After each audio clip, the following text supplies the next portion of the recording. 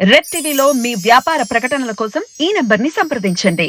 Sir, TDP, Janasena, BJP ఈ కూటమి గురించి ఒక వార్త వస్తుంది.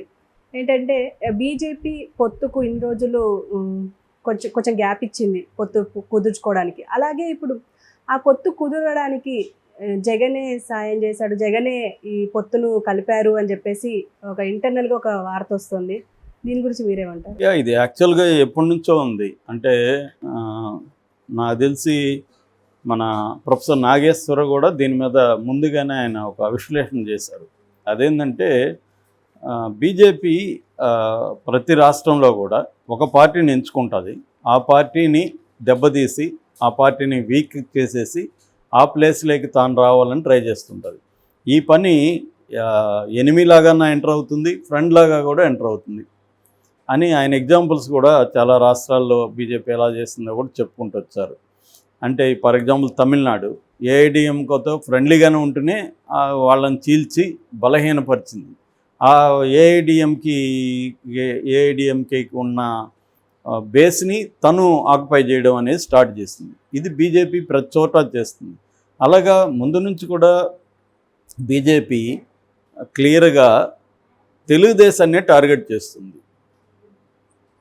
తెలుగుదేశాన్నే వీక్ చేయాలని ట్రై చేస్తుంది. అందుకని తెలుగుదేశం నుంచి చంద్రబాబు 4 ఎంపీలను పంపించిన చంద్రబాబు 2019 తర్వాత ఎప్పుడు కూడా బీజేపీని ఎక్కడా కూడా విమర్శించలేదు, పైగా పూడుతూనే ఉన్నాడు ఎక్కువ వీలైనంత చోట్ల.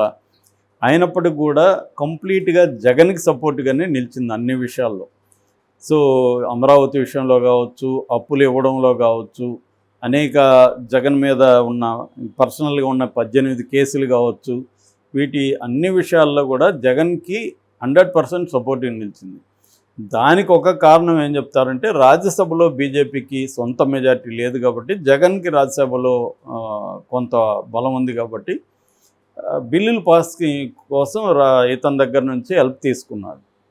నిజానికి అంత గట్టిగా హెల్ప్ చేయకపోయినా జగన్ చేయాల్సిన పరిస్థితి, ఎందుకంటే ఇవేవి లేకపోయినా జగన్ కేసులు ఉన్నాయి. బీజేపీకి గట్టిగా అనుకుంటే నా రెండో రోజే జైలుకి వెళ్ళి కూర్చోవాల్సి వస్తుంది, ఎందుకంటే 10 ఏళ్ళుగా బెయిల్ మీద ఉన్నాడు. ఒక బెయిల్ క్యాన్సిల్ అయినా లోపలికి వెళ్ళాలి. సో ఇటువంటి నిజానికి జగన్ అధికారంలోకి వచ్చిన తర్వాత జైలుకి వెళ్తాడని ఈనాడు కానీ జ్యోతి కానీ విపరీతంగా రాసాయి, త్వరలో జైలుకి అని. అది కొంత అప్పుడు అలా రాయడానికి కూడా నేపథ్యం ఉంది. అంటే మోడీ జగన్ని దెబ్బకొట్టాలని ఆలోచిస్తున్నాడు, వీక్ చేసి చేద్దాం అనుకుంటున్నారు కూడా అన్నారు.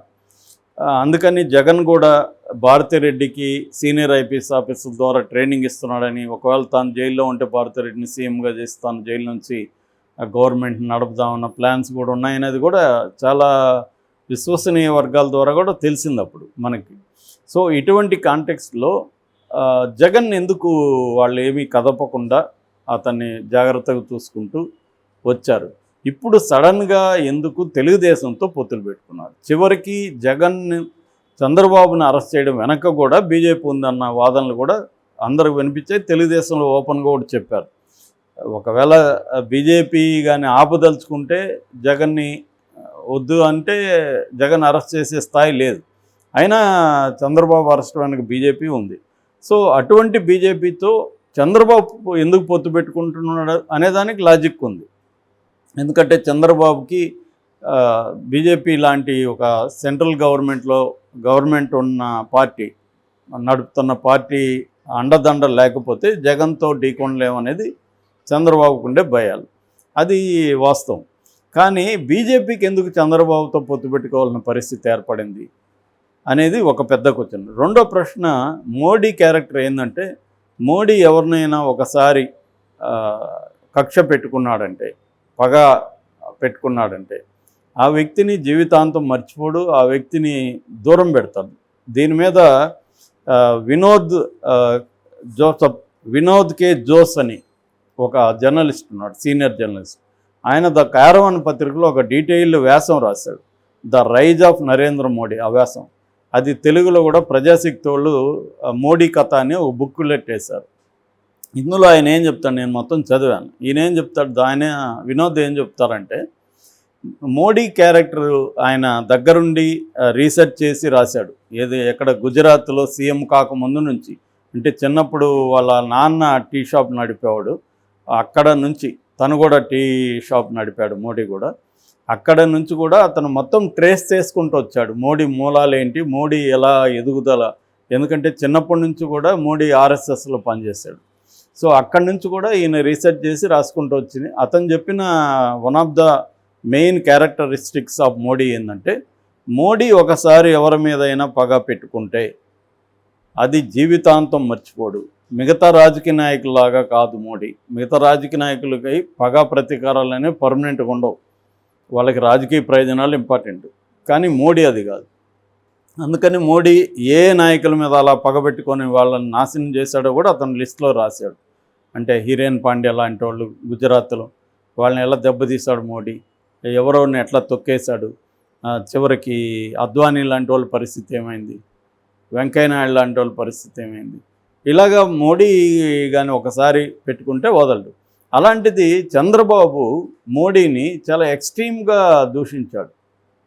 2004లో వచ్చిన తర్వాత 2019లో కాంగ్రెస్ కూటమిలోకి వెళ్ళిపోయిన చంద్రబాబు మోడీని తీవ్రంగా మాట్లాడాడు. అంతకుముందు కూడా మోడీని గుజరాత్ దాని ఏమంటారు అల్లర్లలో గోద్రా ట్రైన్ ఇన్సిడెంట్ తర్వాత గుజరాత్ అల్లర్లలో చంపాడని మోడీని టెర్రరిస్ట్ అన్నాడు. తర్వాత మోడీ దేశానికి రాష్ట్రానికి చాలా తీవ్రమైన అన్యాయం చేశాడన్నాడు. ఏ స్థాయిలోకి వెళ్ళాడంటే చివరికి అసెంబ్లీలోనే మోడీ సొంత భార్యకే న్యాయం చేయలేన్నాడు, రాష్ట్రానికి దేశానికి ఏం న్యాయం చేస్తాడు అధ్యక్ష అని కూడా వీడియోలు ఉన్నాయి. ఇంగ్లీషు టీవీ ఛానల్కి ఇచ్చిన దాంట్లో కూడా క్లియర్గా చెప్తున్నాడు, I am proud that I have Lokesh is my son, I have grandson who has Modi అనేసి ఏదో మాట్లాడుతున్నాడు ఇంగ్లీష్లో. సో అవన్నీ కూడా క్లియర్గా చూస్తే మోడీని పర్సనల్ స్థాయిలో కూడా వెళ్ళి అటాక్ చేశాడు. అట్లాగే అమిత్ షా తిరుపతికి వచ్చినప్పుడు కూడా రాళ్ళు వేశాడు. సో ఈ స్థాయిలో చంద్రబాబు అటాక్ చేసినా కూడా మోడీ అవమానాలంతా మర్చిపోయి చంద్రబాబుతో పొత్తెందుకు పెట్టుకున్నాడు. ఇదే ప్రశ్న ఈరోజు మార్నింగే చూసాను నేను. ద ప్రింట్ అనే ఒక magazine and TV YouTube channel ఉంది, వాళ్ళు సేమ్ ఇదే ప్రశ్న వాళ్ళు లేవదీశారు. మోడీ అవమానాలంతా భరించి ఎందుకు పొత్తు పెట్టుకున్నాడు అని అడుగుతున్నారు వాళ్ళు కూడా. సో ఇక్కడ వాళ్ళైతే విశ్లేషణ చేయలేదు, ఎందుకు పొత్తుకున్నారో వాళ్ళు చెప్పట్లేదు, కానీ వాళ్ళకి బేసిక్ క్వశ్చన్ అయితే వాళ్ళు కూడా అడుగుతున్నారు. అలాగా మోడీ ఎందుకు పెట్టుకున్నా అంటే మోడీకి 400 టార్గెట్ పెట్టుకున్నారు కాబట్టి దేశవ్యాప్తంగా, సౌత్ ఇండియాలో బలహీనం కాబట్టి, సౌత్ ఇండియాలో 50 నుంచి 70 సీట్ల టార్గెట్ పెట్టుకున్నారు కాబట్టి, సౌత్ ఇండియాలో ఇప్పుడు చంద్రబాబుతో పొత్తు పెట్టుకుంటే అక్కడ ఒక 5-6 వస్తాయని మోడీ అనుకున్నాడనేది చెప్తారు లాజిక్. కానీ అది అబద్ధం. ఎందుకంటే ఆంధ్రప్రదేశ్లో 25కి 25 మోడీ అకౌంట్లోనే ఉంటాయి. 25 పార్లమెంటు సీట్లు ఎవరు గెలిచినా, చంద్రబాబు గెలిచినా జగన్ గెలిచినా మోడీ అకౌంట్లో నుంచి పోవు.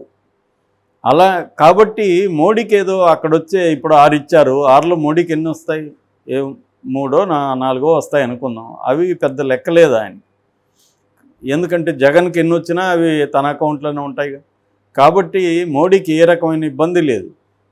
కాబట్టి మోడీ ఎందుకు పెట్టుకున్నాడంటే, ఒక వెర్షన్ ఇప్పుడు ఏం బయటకు వస్తుందంటే, జగన్ మోడీ కలిసి ప్లాన్ వేశారు, చంద్రబాబుని ఓడించి చంద్రబాబుని తొక్కేయడం కోసమే చంద్రబాబుతో పొత్తు పెట్టుకున్నాడు మోడీ.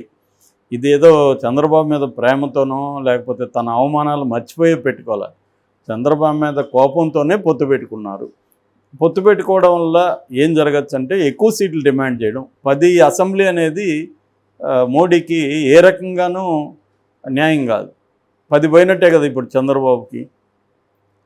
10 అనేది వాళ్ళకి వచ్చింది ఎంత, 0.84% 2019లో, నోటా కంటే తక్కువ.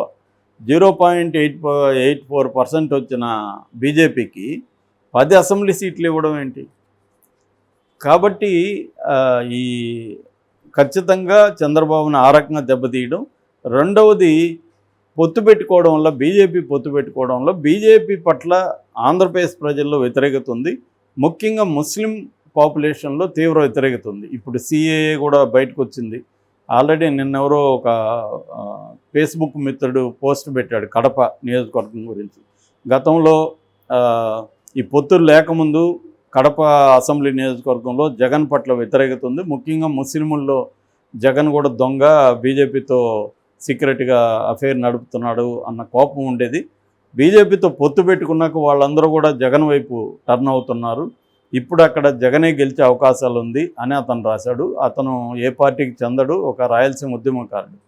అంటే క్లియర్గా మదనపల్లి కావచ్చు, పీలేరు కావచ్చు, చిత్తూరు జిల్లాలో నంద్యాల కావచ్చు, ఆళ్లగడ్డ కావచ్చు, ఇటు కడప జిల్లా కావచ్చు, కొంత నెల్లూరు వరకు కావచ్చు, ఇక్కడంతా కూడా దాదాపు ముస్లింల పాపులేషన్ గణనీయంగా ఉంది. అట్లాగే క్రిస్టియన్ పాపులేషన్, క్రిస్టియన్ ట్రెడిషనల్గా 70 to 80% జగన్కే ఉండొచ్చు. కానీ ఇప్పుడు కొంత అసంతృప్తి వాళ్ళు కూడా అటు వెళ్ళిపోతారు. అటు ఇటు కొద్దిగా జగన్ పట్ల అసంతృప్తితో ఉండి వీడేంది మనకే ఏమి చేయట్లేదే అన్న కోపం రెడ్డి సెక్షన్లోనూ, వైసీపీలోనే కొంతమంది కింది స్థాయి నాయకుల్లోనూ కూడా ఉంది. ఇప్పుడు వాళ్ళందరూ కూడా అటు పోలరై వద్దులే జగనే బెటరు, ఇటు పోతే మళ్ళీ మోడీనే తగులుతున్నాడు అక్కడ, దీనికంటే ఇదే బెటర్లే అని.